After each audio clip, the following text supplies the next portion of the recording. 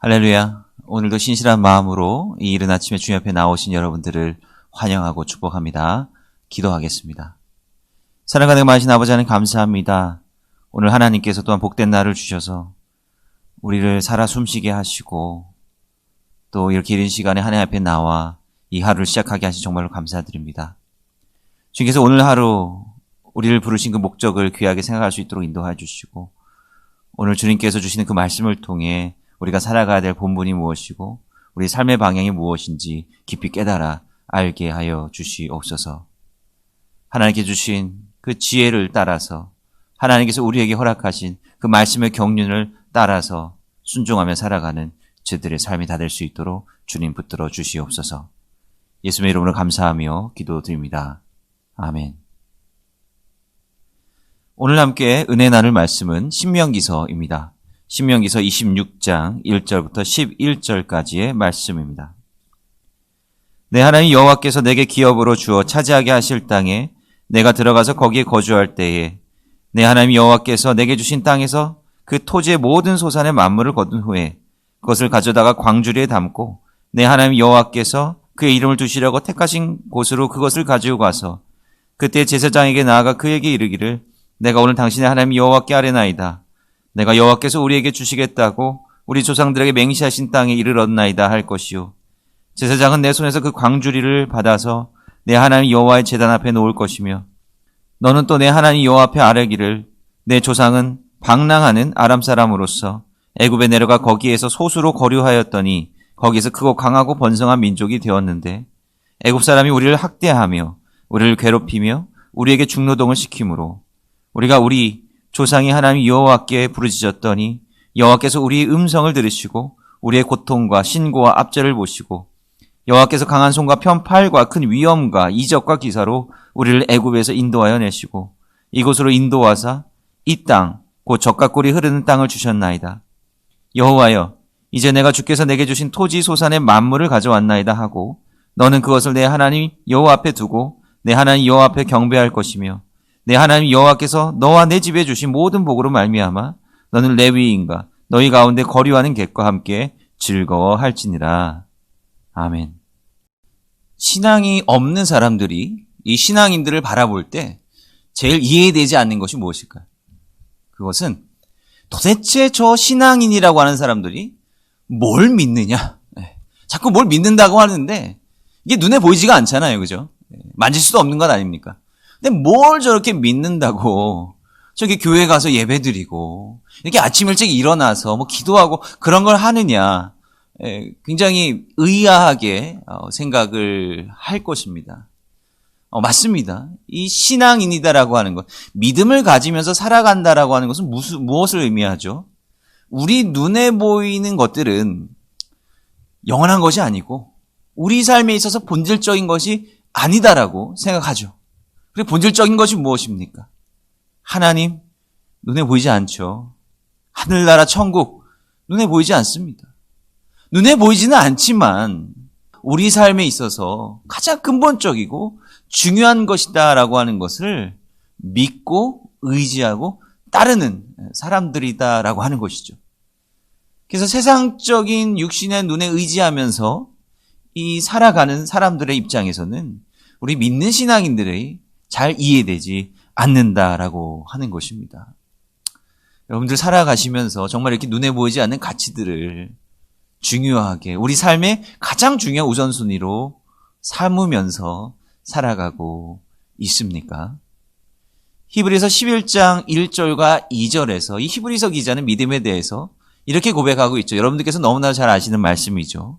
믿음은 바라는 것들의 실상이요 보이지 않는 것들의 증거니 선진들이 이로써 증거를 얻었느니라. 근데 바라는 것들, 그야말로 바라는 것들 아니에요. 소망하는 것들 아닙니까? 지금 내 눈앞에 없기 때문에 바라고 소망하는 것 아니겠습니까? 눈에 보이지 않는 것, 만질 수도 없고 추상적인 것 아니겠습니까? 그런데 이 믿음이라고 하는 것을 우리가 가질 때 바라는 것들이 실상, 정말 만질 수 있는, 감각을 느낄 수 있는 그 실상이 되고요. 믿음을 통해서 보이지 않는 것이 눈에 보이는 증거가 될 수 있다라고 히브리서 기자는 고백합니다. 합니다. 이 성경 말씀을 통해서 우리가 깨닫게 되는 것은 무엇입니까? 물론 우리는 눈에 보이지 않는 가치를 추구하면서 살아가지만 우리가 믿음으로 의지하면서 나아갈 때 그 믿음을 통해서 눈에 보이지 않는 것들이 이 세상에서 실체가 돼서 증거가 돼서 나타난다라고 하는 것입니다. 믿지 않는 사람들이 신실하게 믿는 사람들의 삶을 통해서 저런 모습이 하나님을 믿는 사람들의 삶이로구나. 저것이 바로 믿음을 통해서 나타나는 삶의 열매로구나. 이렇게 목도할 수 있게 놀라운 일이 이 땅 가운데서 일어난다라고 하는 것입니다. 다시 말씀드리면 우리가 신앙을 가진다라고 하는 것은 눈에 보이지 않는 영역, 거기서 끝나버리는 것이 아니라 바로 그 눈에 보이지 않는 이 하나님의 말씀의 가치, 그 다음에 이 천국의 가치를 우리 삶에 담아내고 이렇게 살아감으로 인해서 이 땅 가운데 그 실체를 보여주고 나타내 주어야 한다라고 하는 것이죠. 이것이 바로 믿음의 중요한 핵심이다라고 하는 것입니다.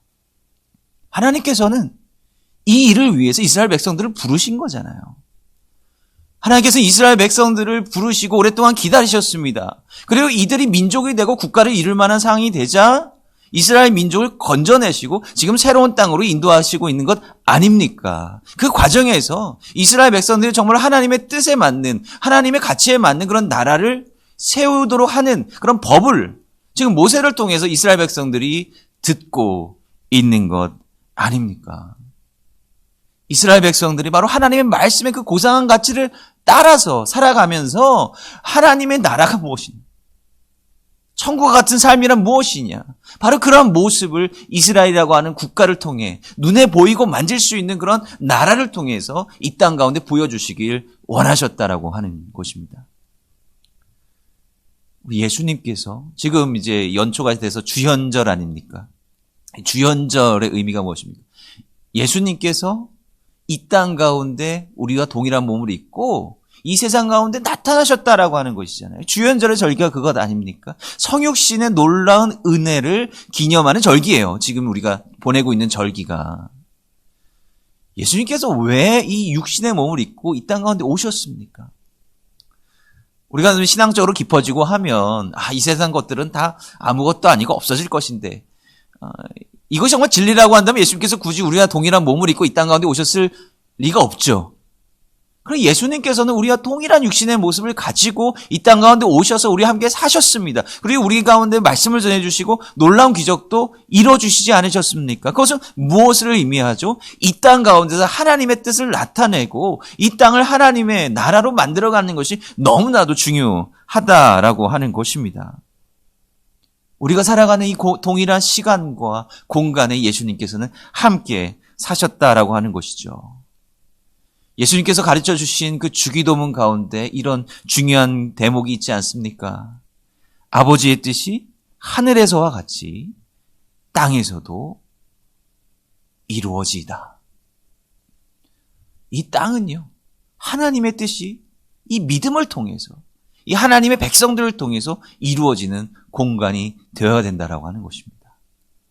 이것이 우리가 추구해야 되고 우리가 목도해야 되는 믿음의 열매다라고 하는 것이죠.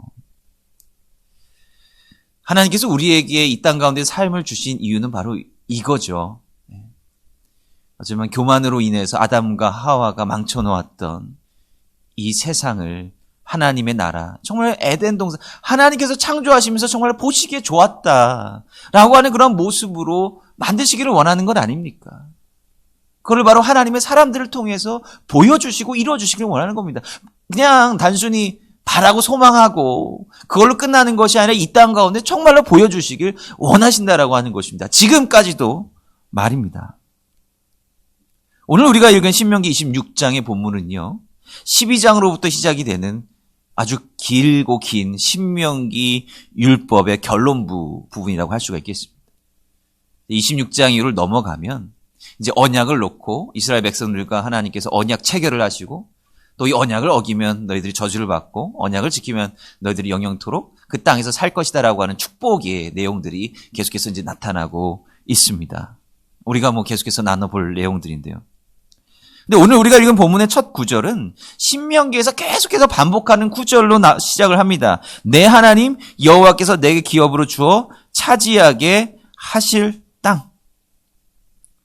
우리가 이제 성경의 내용이나 뭐 이스라엘 역사를 그냥 거의 대부분 알고 있지 않습니까? 그래서 우리가 혼동하는 경우가 있어요. 이게 너무 뒤의 입장에서 이 신명기를 바라보는데 사실 그렇지 않습니다. 지금 신명기에서 이렇게 표현되고 있잖아요. 차지하게 하실 땅입니다. 아직 차지를 못했다라고 하는 거예요. 이스라엘 백성들이 하나님께서 약속하신 그 땅을 아직 차지를 못했어요. 요단강 건너지도 못했습니다. 모세는 이제 이 마지막 고별 설교하고 이제 하나님의 나라로 가야 되는 그런 상황이에요. 뭐 하나 제대로 된 보장도 없고 이 막막한 상황 아니겠습니까? 근데 모세는 아주 단언하고 있어요. 하나님께서 너희로 하여금 이 땅을 차지하게 하실 것이다. 여기에는 굉장히 중요한 의미들이 함축이 되어 있습니다. 먼저 무엇입니까?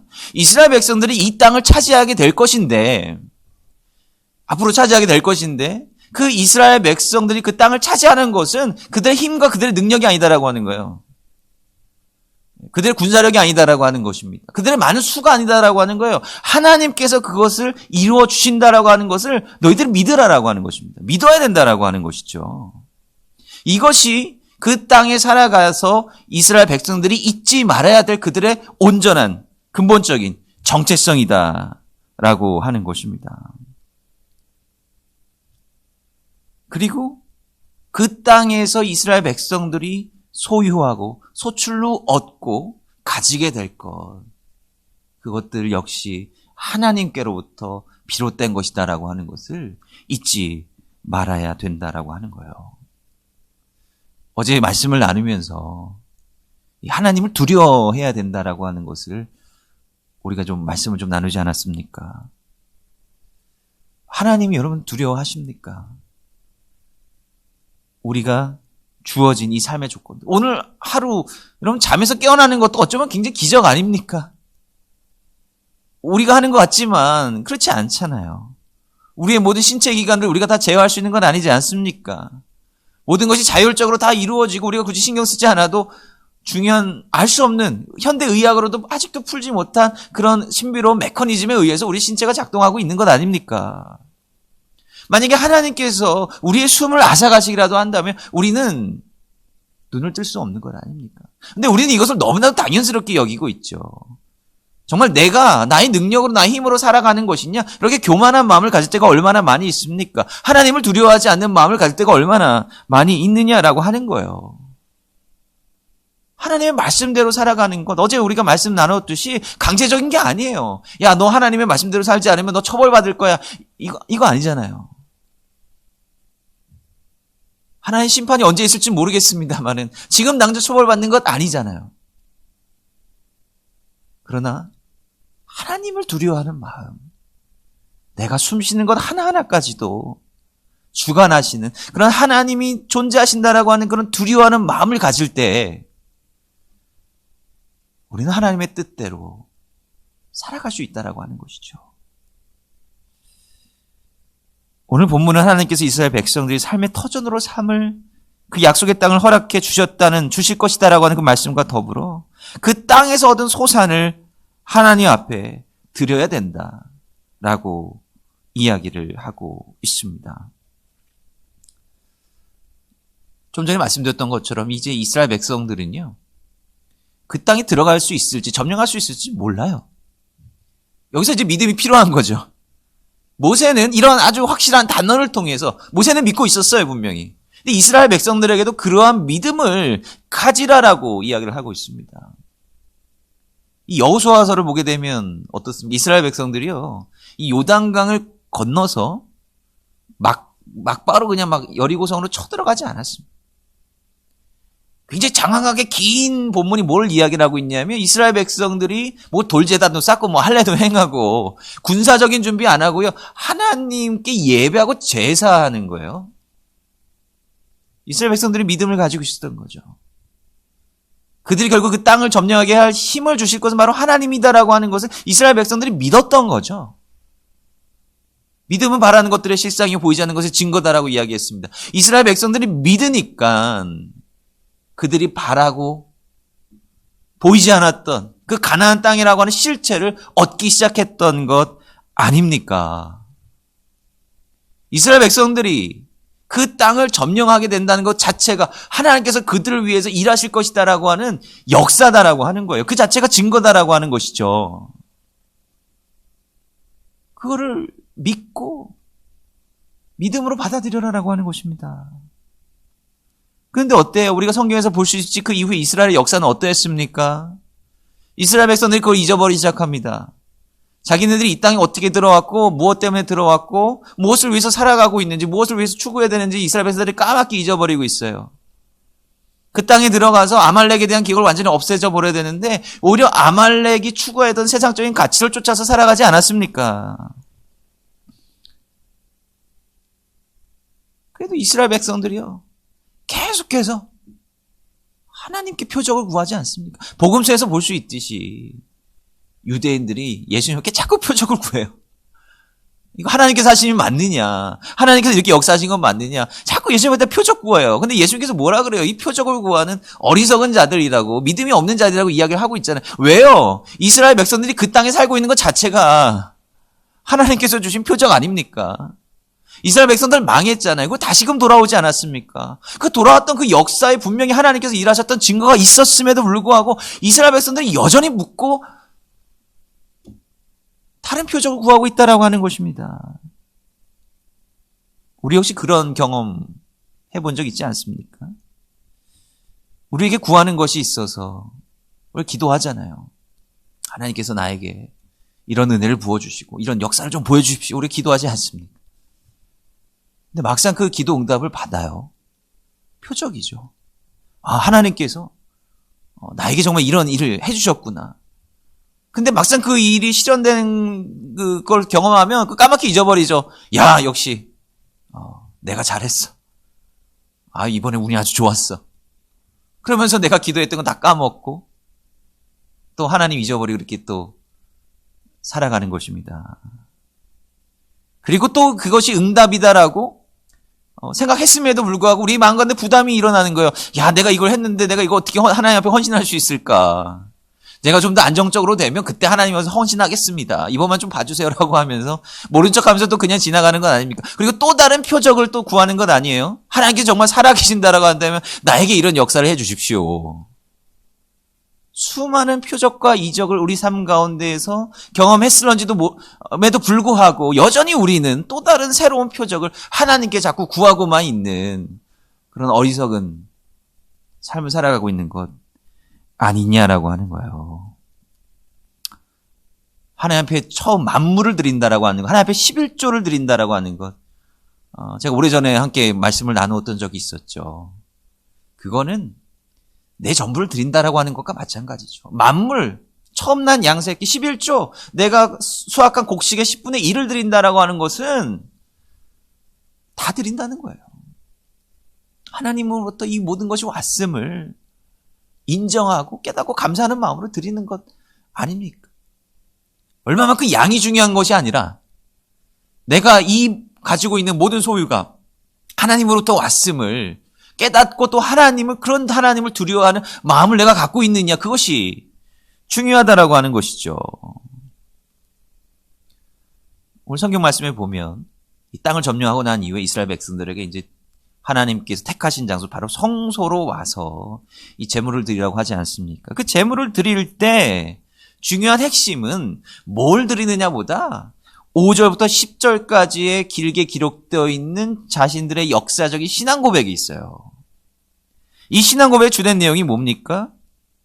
거처할 곳이 없어서 방랑하던 그 이스라엘 그 조상 때로부터 또 애굽에서 종살이 하던 때를 거쳐서 바로 이 약속의 땅에 이르기까지 그들이 존재할 수 있었던 것은 하나님의 보호하심 때문이다라고 하는 것입니다. 이것을 고백하라라고 하는 거예요. 너희들이 이 땅에서 살아가는 그 이유가 무엇이고 너희들을 지금까지 살게 한 그 원동력이 무엇이냐, 이것을 하나님 앞에서 고백하라라고 하는 것입니다. 이 신앙 고백에 담겨 있는 그 역사의 범위는 어마어마한 시간 아닙니까? 수백 년에 걸쳐 있는 시간 아니에요. 까마득한 시간 아닙니까? 그 긴 세월 동안 숱한 위기와 어려움에도 불구하고 이스라엘 백성들이 그 땅에 존재할 수 있는 것은 바로 하나님의 도우심이 아니면 불가능하다라고 하는 것이죠. 그것을 잊지 말라라고 하는 거예요. 이 긴 시간의 범위 안은 피할 수 없지만 우리의 삶의 흔적을 되돌아보면 이와 크게 다르진 않을 것입니다. 100년이 채 되지 못하는 시간을 살아가는 우리들이지만 지금까지 삶을 돌아보면 어떻습니까? 아무런 문제 없이 순탄하게 사신 분들이 계신가요?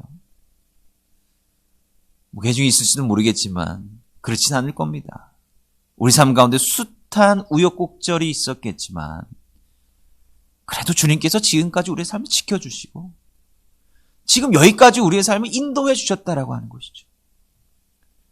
거기에 주님 앞에 당연히 감사해야 되지만 우리가 한 가지 정말 믿음의 사람들이라고 한다면 정말 바라는 것 보이지 않는 것을 이 땅 가운데 실현시켜야 된다라고 하는 그런 사명감을 가지고 있는 신앙인임을 우리가 깨닫는다라고 한다면 주님께서 나에게 이 삶을 허락하신 그 목적과 사명이 무엇일까를 고민해야 된다라고 하는 거예요. 이스라엘 백성들이 그 땅에 들어간 것으로 끝나는 겁니까? 아니잖아요. 그 땅에 들어온 것으로 끝나는 게 아니라 피날레가 아니라 거기서부터 시작이다라고 하는 것이죠. 우리도 마찬가지입니다. 우리도 지나간 삶의 흔적을 돌아다니면서 하나님께서 이렇게 나를 지켜주셨어. 감사합니다라고 끝나는 게 아니라 지금 우리가 살아 숨쉬는 바로 이 순간, 이 시간이 우리의 또 다른 삶의 새로운 시작이다라고 하는 것입니다. 2021년도가 정말 우리가 하나님의 뜻대로 하나님의 뜻을 이루어가는 그런 놀라운 역사의 시작점이 되어야 된다라고 하는 것이죠. 우리가 우리 삶의 터전에서 살아가면서 왜 살아가고 있는 것인지, 내가 무엇 때문에 하나님께서 부르심을 받은 이 자리에서 살아가고 있는 것인지 망각한 채 그렇게 또 살아가지는 않습니까? 그리고 또 연말이 되어서 또 하나님 앞에 죄송한 것들로 또 가득 찬 그런 생각을 하는 것은 아닙니까? 하나님께서는 지금도 매 순간 우리 삶 가운데 믿음의 증거들을 보여주고 계심을 여러분들 믿으시기를 바랍니다.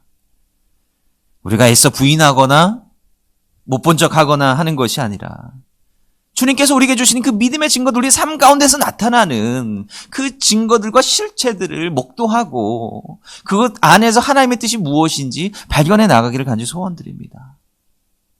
오늘 우리가 읽은 본문 마지막 구절이에요. 내 하나님 여호와께서 너와 내 집에 주신 모든 복으로 말미암아, 그러면 하나님께서 우리에게 복을 주신다라고 하는 거예요. 너는 레위인과 너희 가운데 거류하는 객과 함께 즐거워할지니라. 이스라엘이 복의 통로 아닙니까? 거기 연장성산에 있는 하나님의 백성이 우리들 역시 복의 통로가 되어야 된다라고 하는 거예요. 우리가 믿음대로 살아서 정말로 그 실체와 증거를 내보이게 되면 그걸 통해서 믿지 않는 다른 사람들이 함께 우리와 함께 더불어 즐거움을 누릴 수 있다라고 하는 것입니다. 여러분, 다른 사람들과의 만남 가운데, 다른 사람들과의 관계 속에서 여러분들은 복을 전해주고 계십니까? 다른 이들에게 즐거움을 주고 계십니까? 그것이 우리에게가 감당해야 될 중요한 사명이다라고 하는 것이죠. 다른 사람들이 가져야 될 것을 내가 가져서 다른 사람들에게 즐거움을 줄 수 있겠습니까? 다른 사람들을 이겨서 내가 윗자리에 올라가서 다른 사람들 위에 군림한다면 다른 사람들에게 정말 즐거움을 줄 수 있겠습니까? 아니잖아요. 부활의 기쁨과 부활의 즐거움을 누릴 수 있었던 이유는 바로 예수님께서 세상의 왕의 모습이 아니라 십자가에 달려서 죽으심으로, 낮고 낮은 자리에 거하심으로 그것이 가능하게 된 것 아닙니까? 이것이 우리가 그 기쁨의 복을 나눌 수 있는 중요한 수단이 된다라고 하는 것이죠. 오늘 하루 여러분들 살아가실 때 우리 이 말씀을 좀 기억했으면 좋겠습니다. 믿음이란 것이 무엇인지 우리가 좀 기억했으면 좋겠어요.